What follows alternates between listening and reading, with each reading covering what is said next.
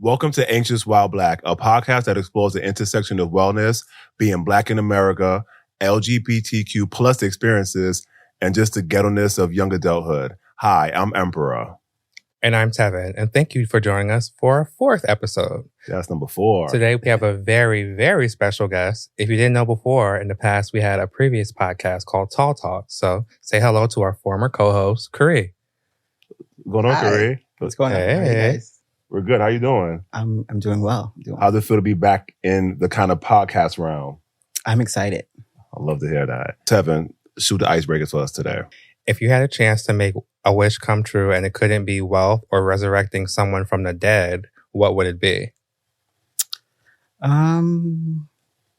Dismantle and eradicate white supremacy. Okay. It's a good one. Yes. I feel like we would all benefit from that. And not just us, like globally. Everyone would benefit from that.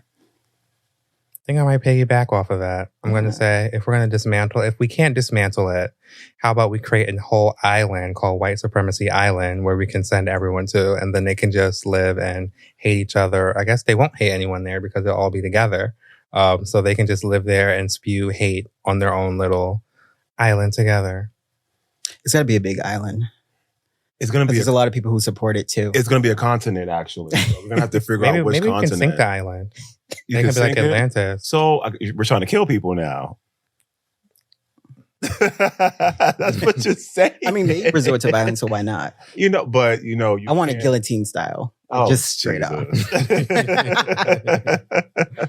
Well, the funny thing is, I was going to say like end racism, but you guys were a little more extreme than I was. But I was saying just to kind of get rid of racism. That'll be my one thing, and give us a fair shot in everything in the world versus us having to always start off just like having to struggle and work hard. And I'm not saying not work hard, but like we always have to fight to be seen and fight to be heard. We always start behind the start line. Like people are like, it's insane to me. So I was saying getting rid of racism would definitely help everyone get a fair shot in life and you be able to see people's true talents and what they really can do. And I'm pretty sure that the world would be very shifted if that ever happened. So we're all aligned. We are all aligned. Yeah. Put them on the continent, get rid of racism, And sink it. Sinking, and hopefully they can't swim. Yeah. Final answer. A new world order. Yeah, I love that. 2026, yeah. Underwater dystopia. Dystopia, I love that. Yeah. So what's making everyone anxious this week? I have like an issue with my health, so I'm getting all the bills back. And that's what's making me anxious. Especially the hospital stay. I was like, wait, hold on.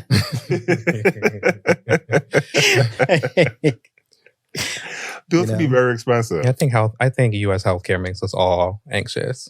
Yes. No, it absolutely does. They rush you when they get it done, and then they want to charge you an arm and a leg for it, or they want to repossess your arm or your leg that they may have given you. You know what's crazy? Like you'll sit there and go like to the doctor or have surgery or get something that's wrong. And then before you could even walk out of the hospital, they already have a bill talking about you're late to pay your bill. I'm like, I didn't even finish getting my procedure done yet. So I'm not understanding like why they such in a rush to sit there and give me the bill. But when I'm sitting there in pain for 4, 5, 6, 10 hours, they take their sweet time and just want to give you some Tylenol. I don't get that. I don't get it. Yeah. So what's making you anxious? What's making me anxious? Me having to do my own hair is making me anxious. Y'all see these twists? Look, it's a lot, right? It's like probably 2,000 in my head right now, right? Because I can't trust people to do my hair for me because the last time I did it, they pulled my hair out and I was very, very, very, very upset. So me not being able to find someone who just knows how to do Black texture, coily, kinky hair is making me anxious because although my hair looks great, it takes a very, very, very long time to do that and it's cramping up my hands and I'm over it.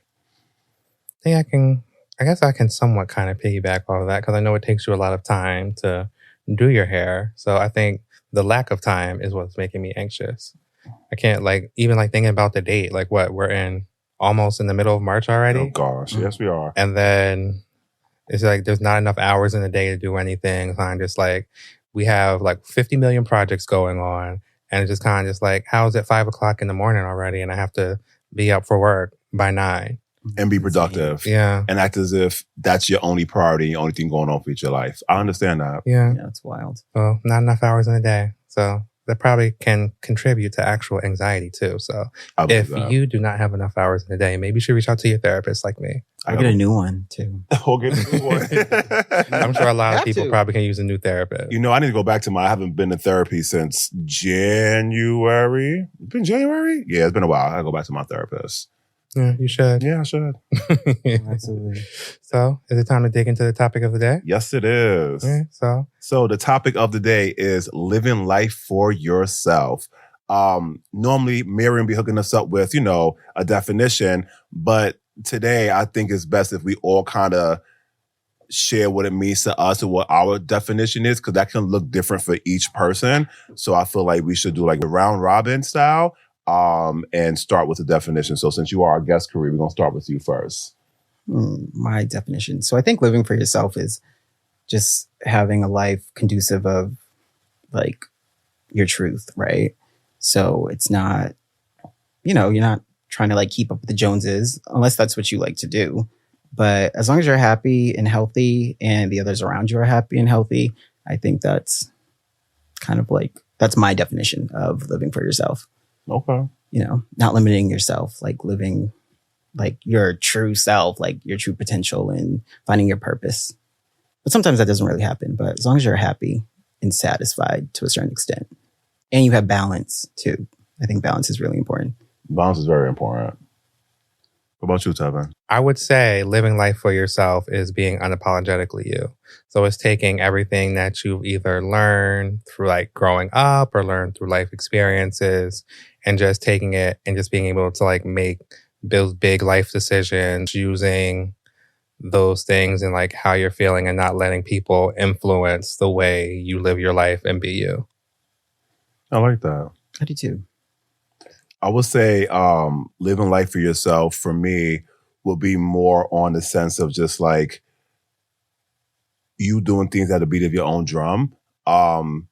And again, people will always try to influence you, but at the end of the day, the final decision you made was based off of what you wanted to do, no matter what you heard from the outside noise or family or friends or people who try to give you things because they want to see you fail.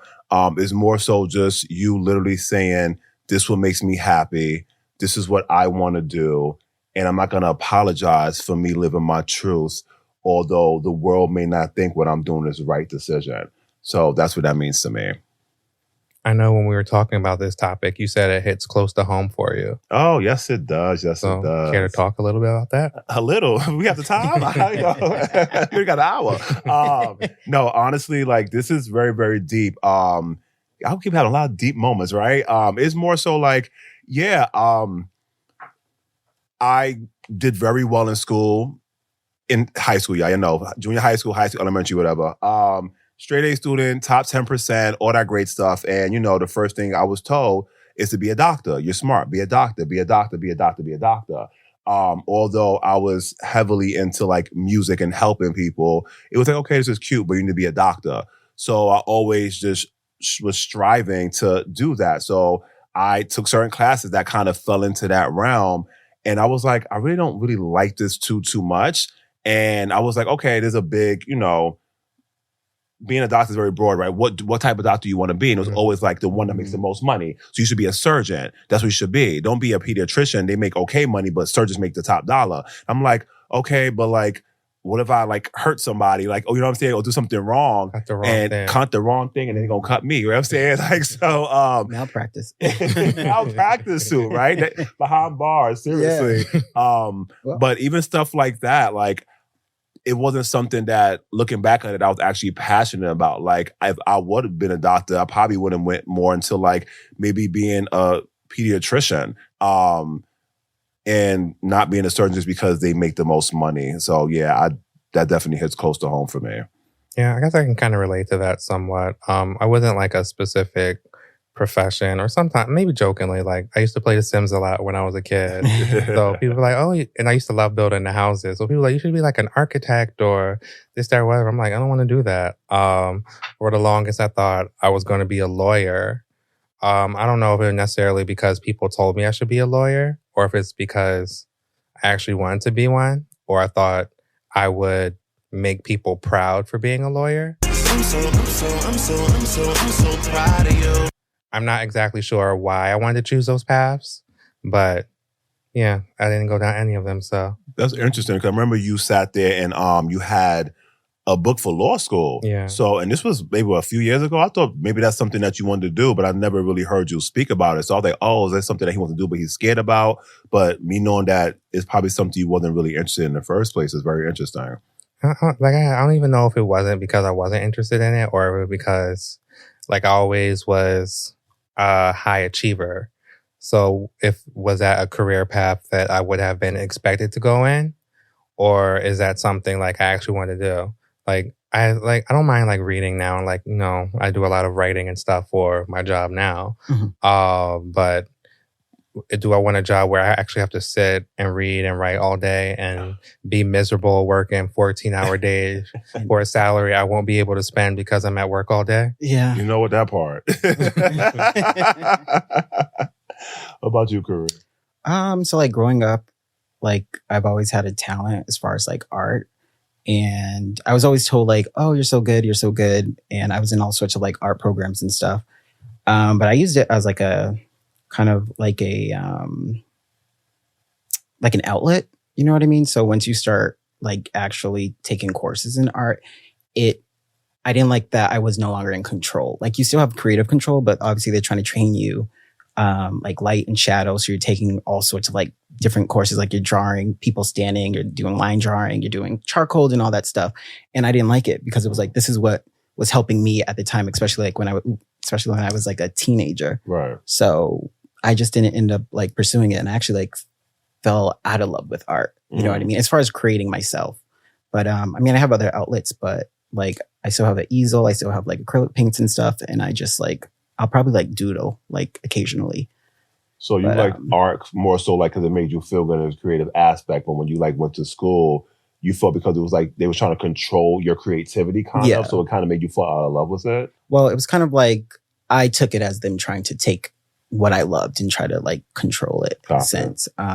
Again, I was like young. I didn't understand anything really. You know what I mean? And I had like great mentors too. One of my first jobs was like being a teen artist. Wow. Shout out to Artists for Humanity back in Boston. So yeah, I mean, it's still not too late. I definitely need a job or a career that allows me to be more creative because my current one, there's no real creativity. You know? Yeah, I think I noticed that with my last job. I wasn't allowed to be as creative and I was like miserable on top of all the stuff I talked about in the previous episode. I was like, I have to get somewhere and just really be creative because sitting here and just being a tasker is making me miserable. So like now I'm in a place where I can be creative and I'm just like, oh my God, this job is amazing and I can have all this fun and this, that, and the other. And creativity is definitely something I identified that I need in a job. No, I understand. Like, look at us like now, like, you know, we're doing a podcast and one of the reasons why we're doing it, because I like to talk was one, but the other was because like we're allowed to like come up with topics and be creative and find outfits that work with that and do our hair a certain type of way and talk about some real things. When I used to work in retail, no disrespect to people who still work there, by the way, I wasn't allowed to be creative. It was like, here's the SOP, follow this way. This is what we do. Even if it's not working, they still want you to do it. And you go, well, let's try something else, right? Let's try doing this. How about we add this? And let's try to do this to kind of boost morale or, you know, make it more a fun place or increase numbers. And it was always like, no. This is not the way to do it. So after a while, I was just like, this is not fun and this is stressful and it's sad and it's not something that I want to necessarily do. So I completely understand with that. I do. Yeah. So since we're all talking about work, do any of you feel like you've allowed family or friends to influence any career or personal decisions? As far as like career-wise, I have a pretty hard head. So I never really listened.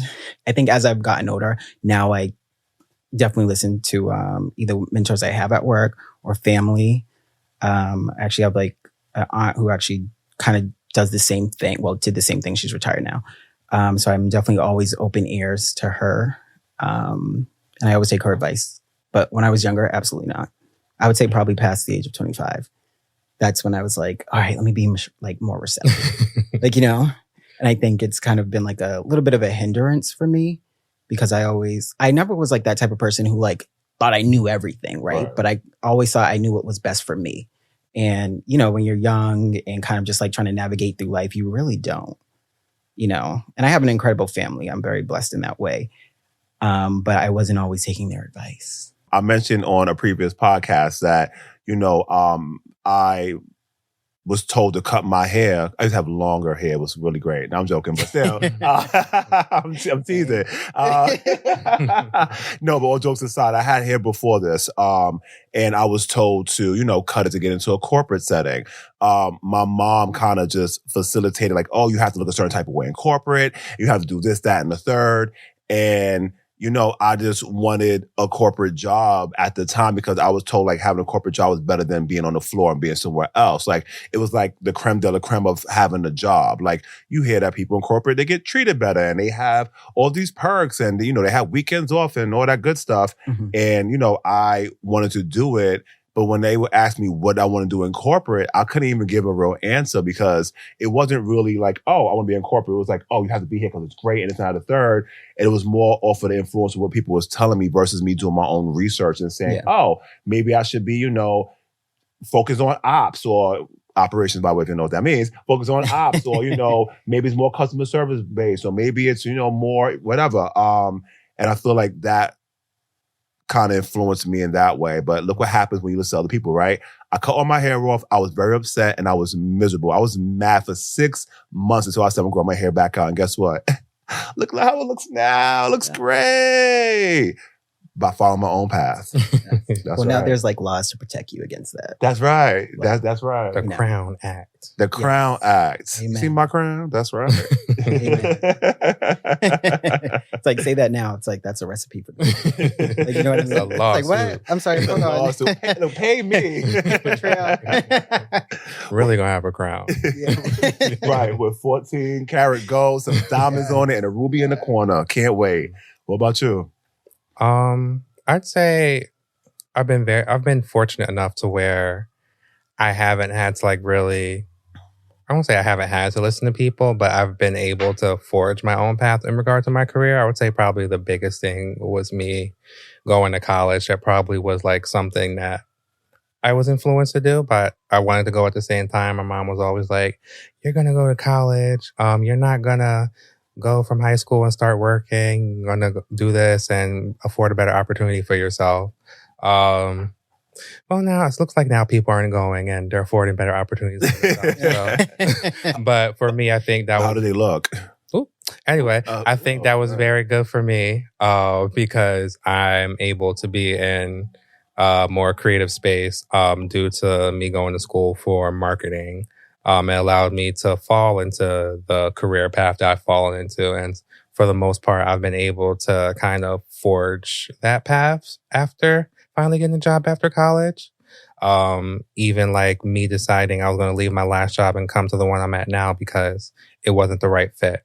I think that was probably the biggest point in my career where I really took control and was like, I don't have to do this. I was at another place for 5 years and it's kind of just like, you know, I'm going to get here, get the experience. But after my last job, I was like, I have the experience. Right. I don't have to sit here and deal with this stuff and have someone tell me I'm doing stuff that I don't want to do. I mean, we're all going to have jobs that we have to do stuff that we don't want to really care for. But I don't have to sit here and act like this is the only place that I'm going to be able to work because I have the experience, I have the skills, I have the knowledge. It's time for me to get up and go somewhere that's going to make me happy. Copy. Yeah, I love that. I hear that. I'm taking notes. So I'm going to get a little deeper with living life for yourself. I'm going to go more into like the sexuality part as far as like, you know, having to, I said earlier, make your voice extra deep so you don't get clocked or, you know, be straight appearing or straight acting. And I did that for a very long time, longer than I would like to admit, because at the end of the day, that's what I thought I was supposed to do. And I saw myself being someone that I was not. I am not a straight man. I'm a black man though, but I'm not a straight man. And I think that's absolutely, I know that's absolutely okay. But that part of me for a long time saying that, oh, I have a girlfriend or it's not a third. It was just,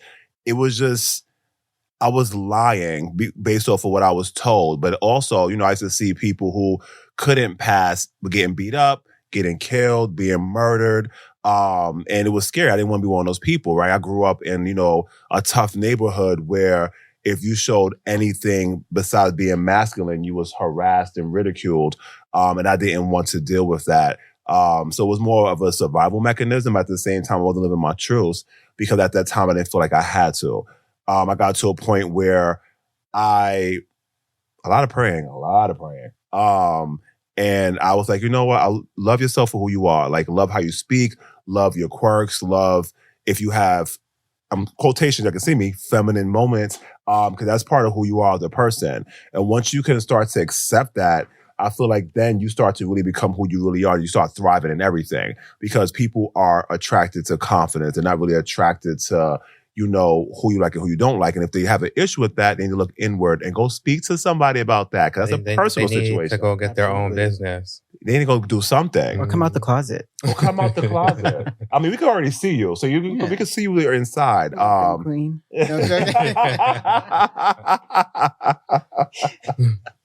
Oh, you got me screaming. Yeah, that's just my little own, living life for yourself. It was tough because you're sitting there, you're fighting yourself. Like, yeah, people are like, oh, whatever. I'm like, but you're not living your life for your true self. You're living life for what you think people expect you to be. Because I'm tall, I'm 6'3", I'm over 200 pounds. I go to the gym. I like basketball. Like they go, oh, well, that's just what straight guys should be like. And then you kind of fall into that. You're like, no, you can be gay and do those things as well. Just like you could be a straight guy who can't do a push-up, who doesn't like sports, who is not into anything traditionally made for a straight man. So yeah. Yeah, I think I can kind of, I didn't go to the point where I was like deepening my voice. But I think my biggest... Don't play me. No, I'm joking. He's I do all that. I didn't go to the point where I was deepening my voice, but it was more me being quiet into myself and not saying much.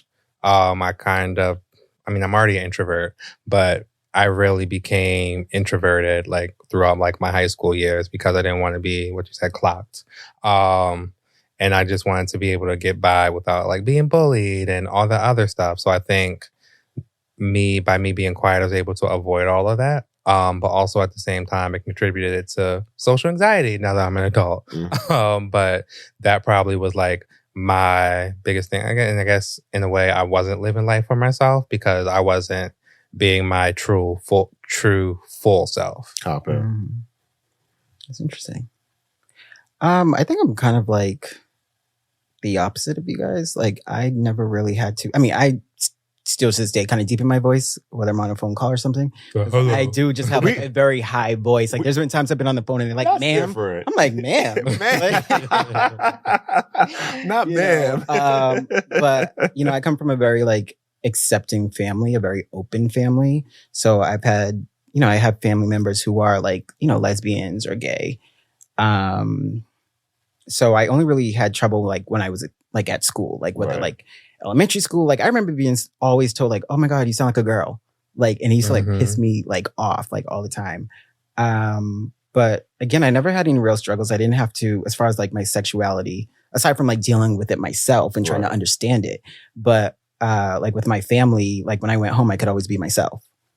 Obviously with certain male in the family, my stepdad or, my uncle or something, it would be oh, why are you doing that? You know what I mean? And my sister used to always defend me all the time. I love that for you. So I don't know. I didn't have to deal with it until I was not in the house. You know me, I can talk about this all day, even down to my hair, right? I wear my hair natural. Again, I said I never had a perm, but that doesn't mean growing up when I did, your hair to be blown out straight, right? To look less black. Or because, my mom was born in Europe and she had a British accent that, we always I'm half British and half black. It was what you mean? Like, what you mean you have what? Like, you're a black man, your mom was just born in London, and that's just what it is, right? So just me just kind of looking back at all that stuff, like, I mean, I was young, right? So things happen, you're influenced by a lot of things where you're a child, but looking back at my younger self, I'm like, dang, I wish you were just more secure with who you were. But then again, I wasn't around people who showed me what that even looked like. So I just followed what I saw. And it was like, this is how you get by. You do this, you act this way, you have your hair like this. If it got too long, had to cut it off. So I ain't like a stereotype, speak a certain type of way, walk a certain type of way, use specific vocabulary words to stand out from the other black kids so you could be accepted by the white people so you can have a good job. It's crazy. It even came to a point in time, which happened where I was applying for jobs and I wasn't hearing anything back. I was like, well, my resume looks pretty cool. I had to change my name on my resume to my middle name, and which I would not know what that is, by the way, and applied to the exact same jobs, and every single one of them reached back out to me. Say what now? I started using my middle name for a little bit. I was like, absolutely not. We're not going to go down this path of you going back to where you used to be. And I had to shift back. Like, if they're going to sit there and not give me an interview because my name is Emperor, then y'all pretty much going to miss out on a great person. Do you feel like you making decisions based off of the feedback or thoughts of others have benefited you? Or do you wish you would have chosen your own decisions from the beginning? I'm going to put it this way. That's a really good question. I did certain things to survive, and it allowed me to survive and thrive. And when I got into certain spaces, and I was like, I'm not doing this anymore. Initially, I tried to do some things with my own, and it just wasn't working. And bills have to get paid, as you know, and the rent man don't care if you're going to be your true, authentic self. So I had to sit there and, take some of these things to kind of get by. And I'm at a point in time in my life where I'm like, I will not conform to absolutely nothing that does not make me feel comfortable. So I will not I don't care what it is. It has hit me over the shoulder, which I explored, told you guys time and time again about some difficulties that I have by me standing true to myself. But I get to go home every day, look in the mirror and say, Emperor, you are exactly who you are. And I'm proud for you standing up for yourself and being your authentic self, although these people are telling you not to. Because I still have to look at myself in the mirror every night, right? I still have to sit there and pray. And I want to tell God, oh, yeah, I was being fake today. He don't want to hear that. You know what I'm saying? So, or how, when I have kids, what I'm going to tell my kids?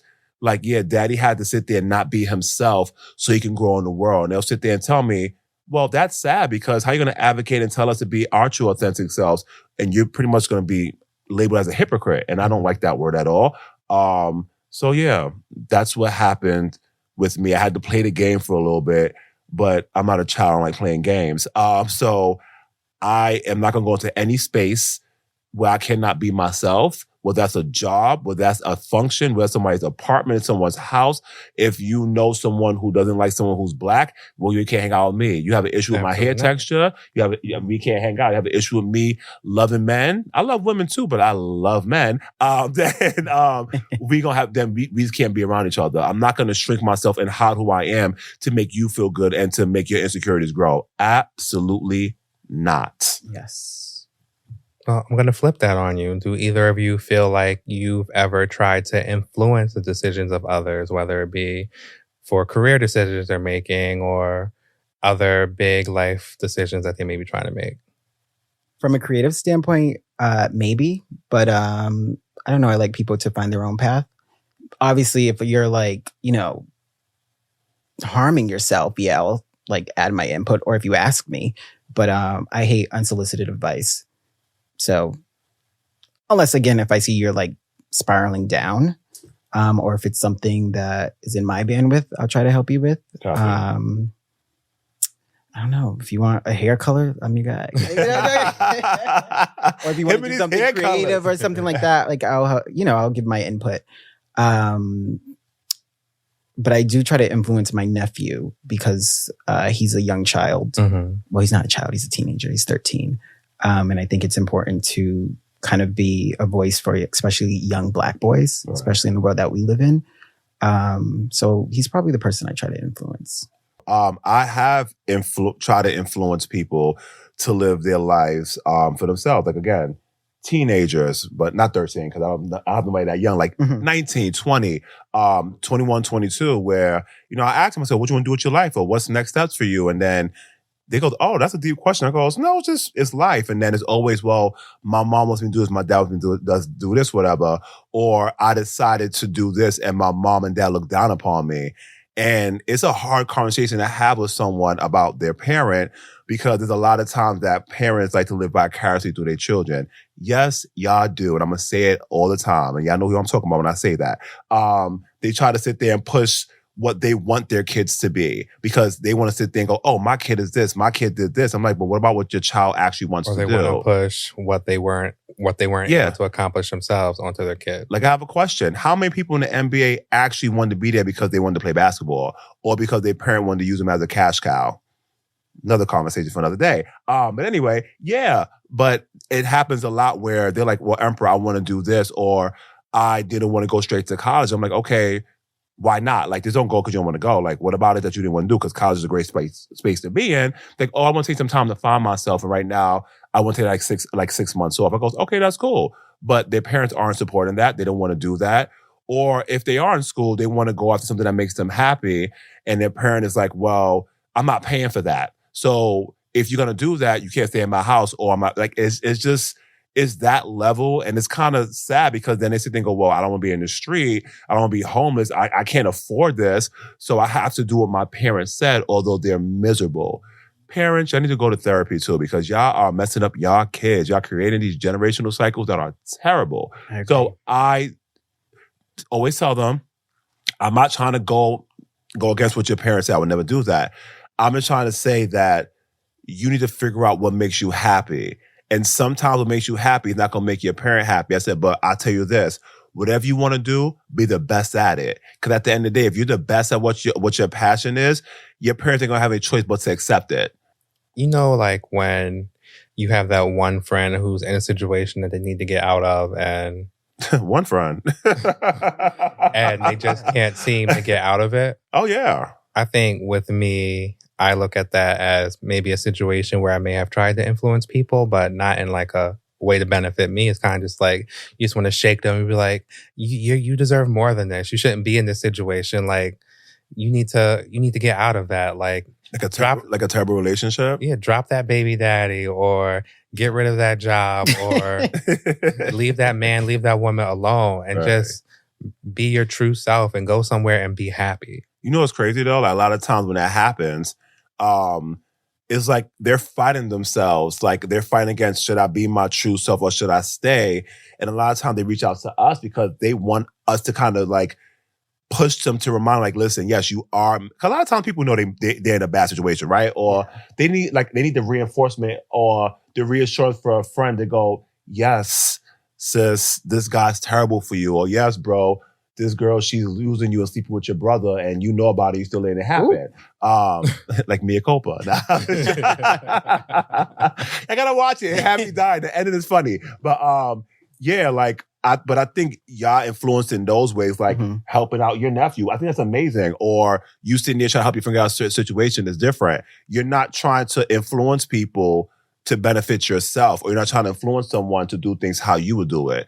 You're just trying to help them be better because right now they're sad, or they need guidance because there's not a lot of guidance out there for Black anything, especially Black children. They don't really have a lot of, role models to look at. If they do look at role models, they always put them in the same bucket. I'm not saying that people who play sports aren't role models. A lot of them are. I think they're great, but let's be realistic. Most people will never get to the NBA, the NFL, the NHL, the MLB.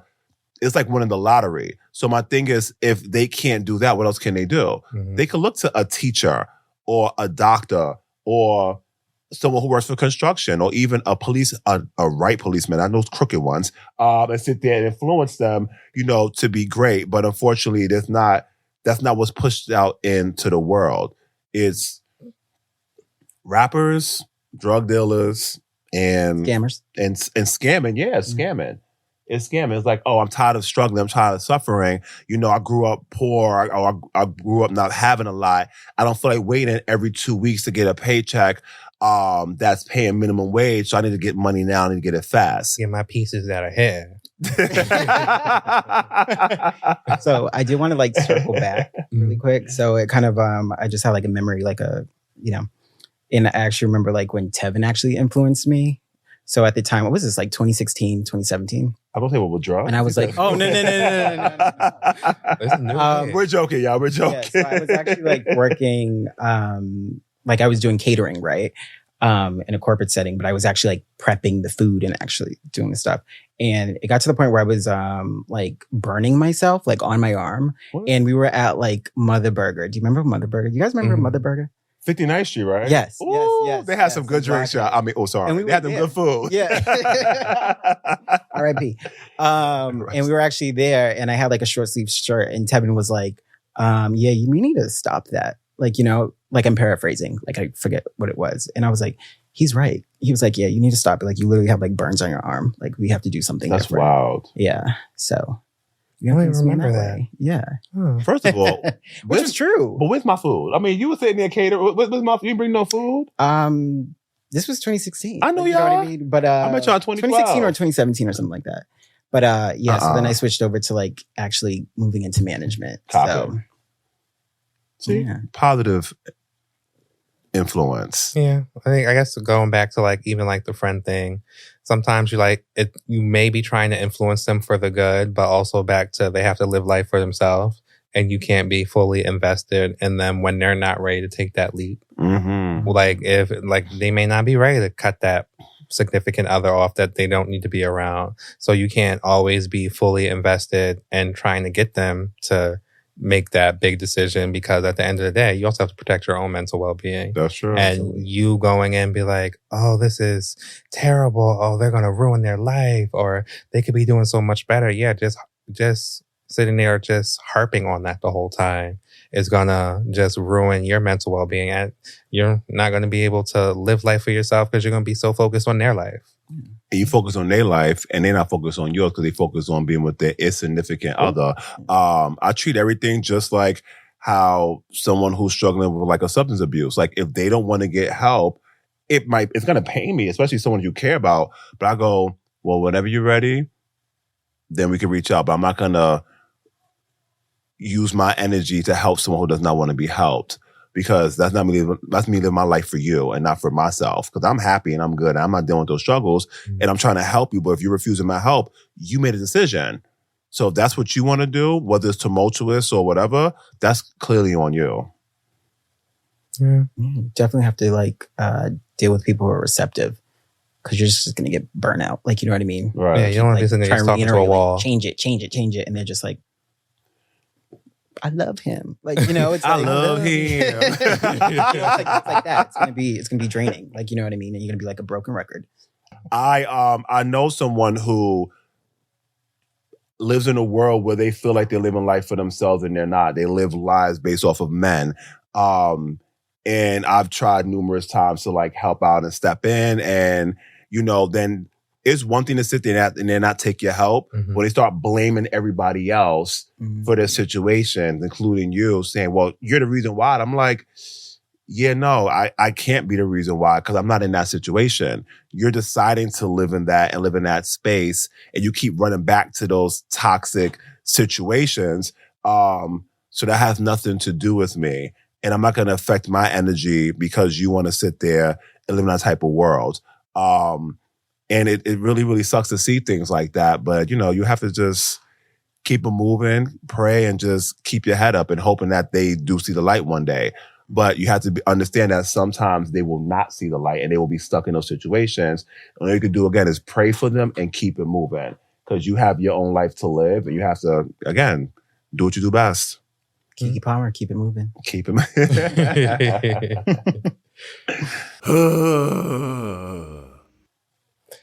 You know what that sound means? You already know. It's time for Emperor's Rant. Listen, I love to rant. Last time he cheated me 15 seconds. It was a timer. Oh, no. All right. So anyway, I got the timer fixed this time. You got to fix it. It was a broken timer. It was a broken timer. I got show the timer. Show the timer real quick. Fixed. Come on, Prof. So we're gonna give you your 2 minutes. Is it 2 real minutes? We're going to find out. And your time starts now. All right, guys. So the thing I'm talking about today is people being inconsiderate on the New York City transit, trains, buses, period, etc.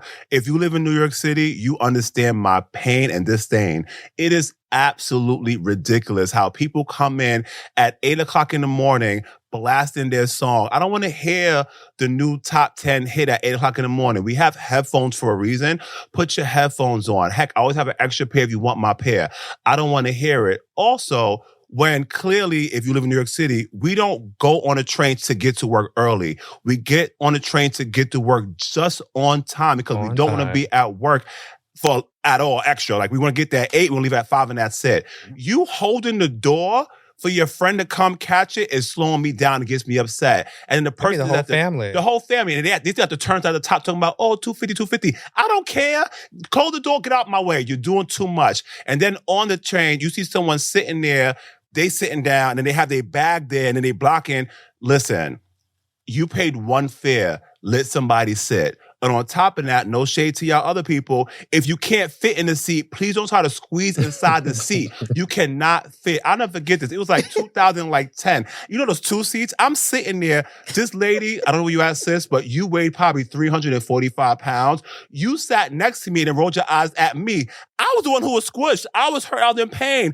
I'm freaking pigeon-toed now because you bumped into me because you was blocking me. I can't do this no more. You need to have considerations on the train. Please be respectful. And also, my last thing, Showtime. Okay, we'll talk about it's Showtime. I've been here at Showtime since 2007. Only Showtime I like is Showtime at the Apollo. But you do the same stupid dance. Do. I don't want to see it anymore. Swinging from a bar, doing a fake backflip, throwing your hat, and then y'all smell musty and y'all stink. So now I'm sitting on the train. I'm upset because I don't like the way you smell. I'm upset. Had a long day at work. You talk about Showtime. I don't. And then you want to crash into people, do flips and kick people.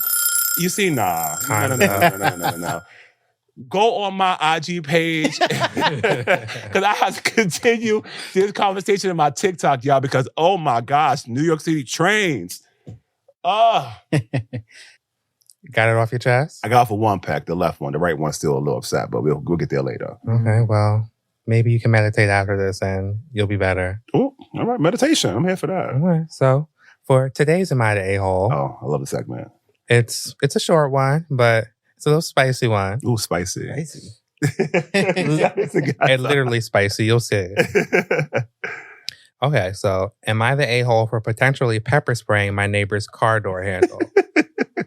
What? I drove 14 hours across the country, and when I arrived home, my assigned parking spot was taken. When I woke up the next day to move my car, my spot was taken again by another vehicle. So I decided to pepper spray the handle of that driver's side door. It may potentially be my neighbor, but I swear I didn't know. I just wanted my spot. Am I the a-hole? Corey, as the resident driver, how do you feel about that? I would be upset if somebody took my assigned parking spot, especially at home. I don't think you're No, I don't. For pepper spraying the person's the door handle? Yeah. Why are you just going to put a note on it and say, get off my spot? Well, they might retaliate. Like, you know what I mean? So you go pepper spray? They're not going to pepper spray they're not going to retaliate with pepper spray? I just think if I was that person and I touch the handle and then I go to rub my eyes, I'm not going to think like, oh, this must be the person who's like, this is their spot. Like, you know what I mean? I'm just going to be like, oh my God, did I have like pepper spray? Did I have like peppers? Did I have some Scotch bonnet? I wouldn't know. So you're just pretty much saying that because the person was in somebody else's spot, that they was okay to pepper spray them. I think it's better than slashing the tires or keying the car. I mean, I got their car towed. We didn't get to slashing and keying cars. Okay, so. Jasmine Sullivan. Where's your mind at? He's busting out the car.